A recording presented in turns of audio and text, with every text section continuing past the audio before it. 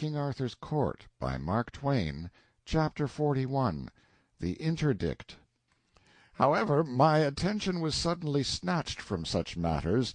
Our child began to lose ground again, and we had to go to sitting up with her, her case became so serious. We couldn't bear to allow anybody to help in this service, so we two stood watch and watch, day in and day out.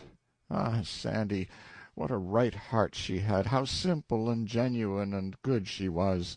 She was a flawless wife and mother, and yet I had married her for no other particular reasons except that by the customs of chivalry she was my property until some knight should win her from me in the field.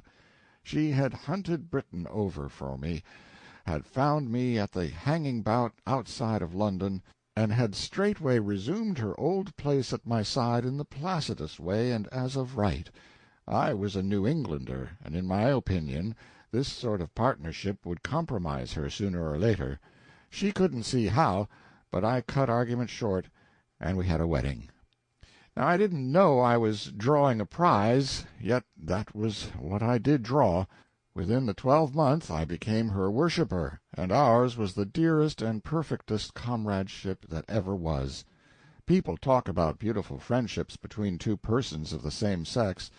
What is the best of that sort as compared with the friendship of man and wife, where the best impulses and highest ideals of both are the same? There is no place for comparison between the two friendships. The one is earthly, the other divine. In my dreams, along at first, I still wandered 13 centuries away, and my unsatisfied spirit went calling and harking all up and down the unreplying vacancies of a vanished world. Many a time Sandy heard that imploring cry come from my lips in my sleep. With a grand magnanimity she saddled that cry of mine upon our child, conceiving it to be the name of some lost darling of mine. It touched me to tears, and it also nearly knocked me off my feet, too, when she smiled up in my face for an earned reward, and played her quaint and pretty surprise upon me. "The name of one who was dear to thee is here preserved, here made holy, and the music of it will abide always in our ears. Now thou'lt kiss me, as knowing the name I have given the child." But I didn't know it, all the same. I hadn't an idea in the world, but it would have been cruel to confess it and spoil her pretty game, so I never let on, but said, "Yes, I know, sweetheart, how dear and good it is of you, too, but I want to hear these lips of yours, which are also mine, utter it first, then its music will be perfect." Pleased to the marrow, she murmured, "Hello, Central." I didn't laugh, I'm always thankful for that, but the strain ruptured every cartilage in me, and for weeks afterward I could hear my bones clack when I walked. She never found out her mistake. The first time she heard that form of salute used at the telephone she was surprised and not pleased, but I told her I had given order for it, that henceforth and forever the telephone must always be invoked with that reverent formality, in perpetual honor and remembrance of my lost friend and her small namesake. This was not true, but it answered. Well, during 2 weeks and a half we watched by the crib, and in our deep solicitude we were unconscious of any world outside of that sick-room. Then our reward came. The center of the universe turned the corner and began to mend. Grateful? It isn't the term. There isn't any term for it. You know that yourself if you've watched your child through the valley of the shadow and seen it come back to life and sweep night out of the earth with one all-illuminating smile that you could cover with your hand. Why, we were back in this world in one instant. Then we looked the same startled thought into each other's eyes at the same moment. More than 2 weeks gone, and that ship not back yet. In another minute I appeared in the presence of my train. They had been steeped in troubled bodings all this time, their faces showed it. I called an escort, and we galloped 5 miles to a hilltop overlooking the sea. Where was my great commerce that so lately had made these glistening expanses populous and beautiful with its white-winged flocks? Vanished, every one. Not a sail from verge to verge, not a smoke-bank, just a dead and empty solitude, in place of all that brisk and breezy life. I went swiftly back, saying not a word to anybody. I told Sandy this ghastly news. We could imagine no explanation that would begin to explain. Had there been an invasion, an earthquake, a pestilence? Had the nation been swept out of existence? But guessing was profitless. I must go at once. I borrowed the King's Navy, a ship no bigger than a steam launch, and was soon ready. The parting, yes, that was hard. As I was devouring the child with last kisses, it brisked up and jabbered out its vocabulary, the first time in more than 2 weeks, and it made fools of us for joy. The darling mispronunciations of childhood! Dear me, there's no music that can touch it. And how one grieves when it wastes away and dissolves into correctness, knowing it will never visit his bereaved ear again.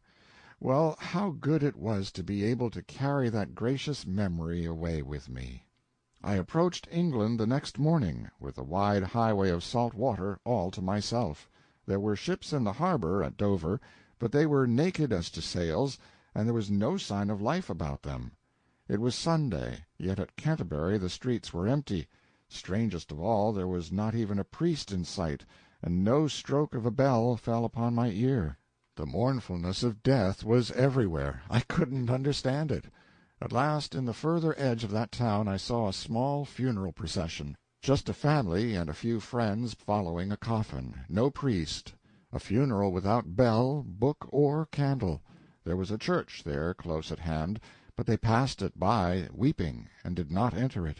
I glanced up at the belfry, and there hung the bell, shrouded in black, and its tongue tied back. Now I knew. Now I understood the stupendous calamity that had overtaken England. Invasion? Invasion is a triviality to it. It was the interdict. I asked no questions. I didn't need to ask any. The church had struck. The thing for me to do was to get into a disguise and go warily. One of my servants gave me a suit of clothes, and when we were safe beyond the town I put them on, and from that time I traveled alone. I could not risk the embarrassment of company.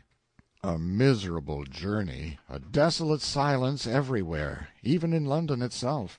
Traffic had ceased. Men did not talk or laugh, or go in groups, or even in couples. They moved aimlessly about, each man by himself, with his head down, and woe and terror in his heart. The Tower showed recent war scars. Verily, much had been happening. Of course I meant to take the train to Camelot. Train! Why, the station was as vacant as a cavern. I moved on. The journey to Camelot was a repetition of what I had already seen. The Monday and the Tuesday different in no way from the Sunday. I arrived far in the night. From being the best electric-lighted town in the kingdom and the most like a recumbent sun of anything you ever saw, it was become simply a blot upon darkness. That is to say, it was darker and solider than the rest of the darkness, and so you could see it a little better.